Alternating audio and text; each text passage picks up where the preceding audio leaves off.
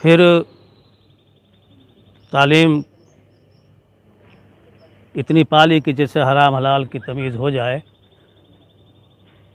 तो उनके दिल में एक दाइया पैदा हुआ कि मुझे किसी से बैत भी हो जाना चाहिए और मेरा किसी के साथ इस्लाही ताल्लुक़ हो जाना चाहिए। तो उस वक्त सिंध की सबसे बड़ी जो रूहानी मरकज़ था वो पीराने पागारा का था।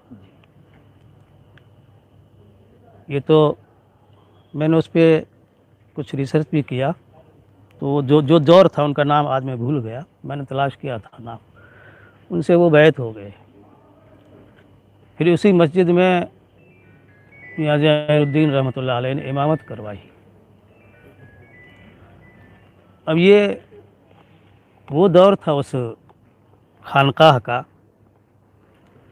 और उस पीराने पगारे की दरगाह का, हम थोड़ी दरगाह बोलते हैं, कि जहाँ उस ख़ानदान से इल्म और विलायत दोनों रुखसत हो चुके थे। इल्म भी नहीं था उनके ख़ानदान में और विलायत भी नहीं थी। ख़ानदान था, लेकिन ख़ानदान आज भी उनका मकबूल है और 100 साल पहले तो और ज़्यादा मकबूल था। लेकिन एक अहले इल्म का तबका, बहुत बड़ा अहले इल्म का तबका, जब उस ख़ानदान में जिस तरीके से एक इन दरगाहों में और खानकाहों में जहालत आने के बाद जो बुराइयां दर आई है, इसी तरीके से उनमें भी आई, तो एक अहले इल्म और मुत्तकी लोगों का तबका उनसे अलग हो गया। उस वक्त हिंदुस्तान में अंग्रेज़ों के ख़िलाफ़ हमारे बुज़ुर्गों ने बिगल बजा चुके थे और ज़बरदस्त तहरीक चल रही थी सिंध में और दिल्ली देवबंद में। तो सिंध जो मरकज़ था उस वक्त हज़रत शेखुल हिंद रहमतुल्लाह अलैह का ख़ास तौर से जो ऑफिस था, वो खानकाह ताज महमूद अमरूही रहमतुल्लाह अलैह की खानकाह थी। सिंध में वो था उनका दफ्तर, और यहाँ दिल्ली के अतराफ़ में देवबंद था। ये तबका जो अहले इल्म तबका था, जो ये मौलाना अमरूही रहमतुल्लाह अलैह भी इसी सिलसिले राशिदिया ही के, इनमें बहुत बड़े बुज़ुर्ग इस खान वादे में बहुत बड़े बुज़ुर्ग जिनका सिलसिला बहुत लंबा चला, और उनके बैक वक्त 1100 खुलफा थे। 500 खुलफा उनके दरगाह में रहा करते थे, खानकाह में, और 600 खुलफा उनके बाहर दूर दराज के इलाके में, वहाँ सिंध, लाड़, राजपूताना, आपका क्या नाम, ये बाड़मेर ढाट, और आगे ये है ना, ये बॉर्डर का मैं भूल गया, मुझे कच्छ, वहाँ से निकल कर के सूरत तक पहुँच गए। सूरत शहर में आज भी मीरों के गांव, मीर लोग रहते हैं। मैं गया पाकिस्तान, तो एक मीर ख़ानदान ने कहा कि सूरत में हमारे ख़ानदान के लोग रहते हैं, और वहाँ एक मीर है मौलाना, वहाँ मैं गया था उनसे मिलने के लिए, नाम मैं भूल गया, उनके मदरसा है, मौलाना अरशद मीर, जमीयत के अच्छे कारकुन है, वो पर्चा भी निकालते हैं, वो निकालते होंगे। तो बहुत बड़ा सिलसिला और इनका था, और जो इनको फिर राशिद अली शाह, जिनको रोज़े धनी रहमतुल्लाह अलैह कहते हैं, रोज़े धनी तक इनके यहाँ इल्म और विलायत दोनों रहा।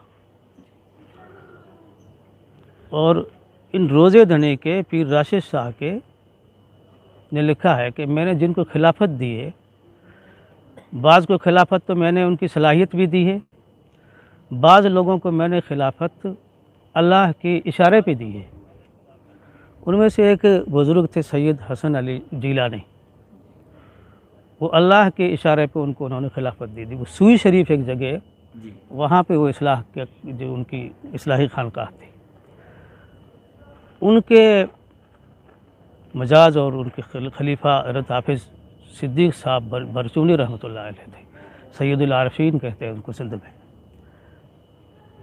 उनके फैज़ याफ्ता मौलाना गुलाम मोहम्मद साहब शेख दीनपुरी रहमतुल्लाह अलैह, और हज़रत मौलाना ताज महमूद अमरूही रहमतुल्लाह अलैह, और मौलाना उबैदुल्लाह सिंधी ने भी उनके हाथ से भी इस्लाम कबूल किया था। उन्होंने उनकी तरबियत की थी, और उन्होंने देवबंद उनको भेजा था।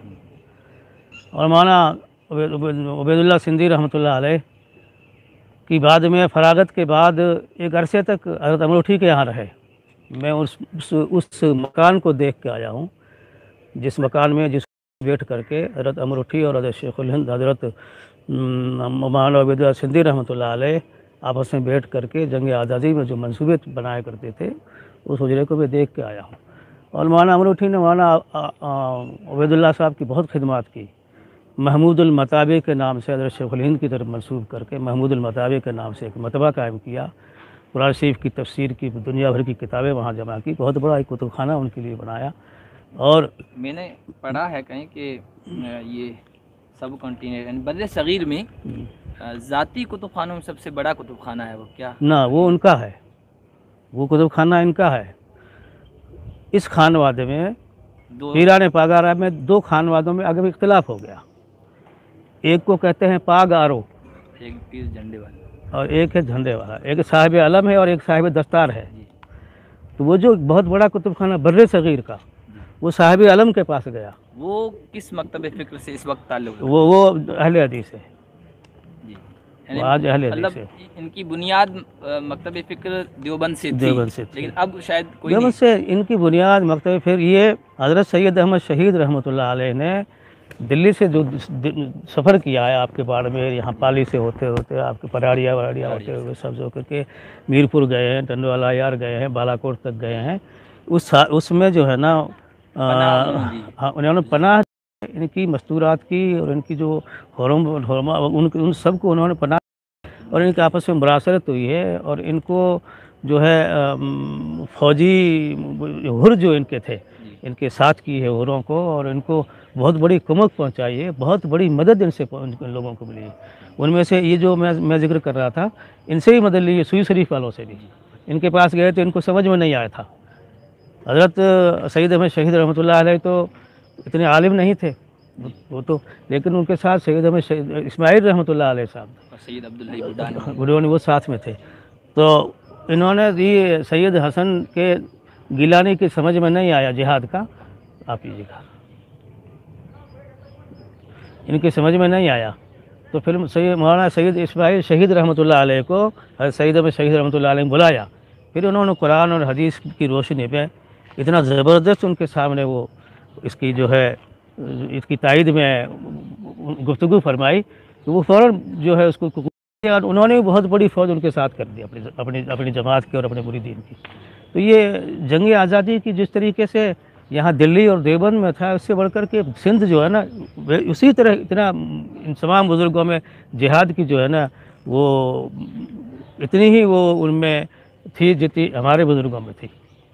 वो उनसे कम नहीं थे जिहाद के अंदर जी।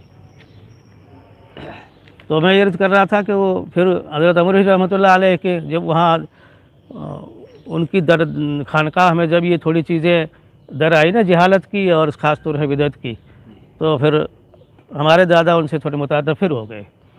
फिर हज़रत अमरोठी रहमतुल्लाह अलैह से मशवरा किया क्या किया जाए। हज़रत ने कहा कि अपने इलाके में चले जाओ और वहाँ जाकर के कोई मदरसा खोल दो।